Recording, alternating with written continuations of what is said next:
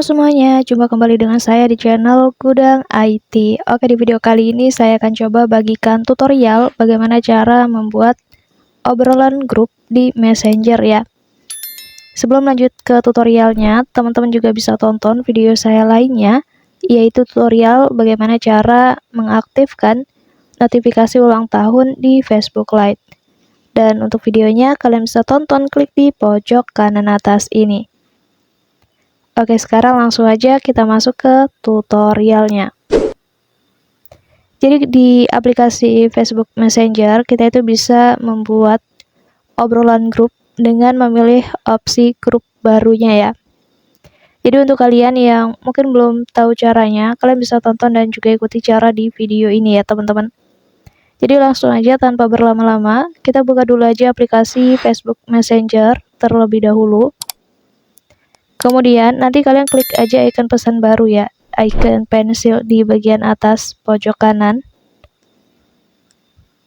Kemudian kita pilih aja yang obrolan grup ini. Dan di sini kalian bisa langsung masukkan aja nama ataupun pengguna Facebook yang ingin kalian masukkan ke dalam grup obrolannya ya. Contohnya saya akan coba tambahkan di sini. Kemudian ini. Dan di sini sudah saya pilih untuk anggotanya. Dan kemudian kita pilih aja tombol buat yang ada di atas. Dan maka otomatis nanti grup obrolan langsung jadi seperti ini.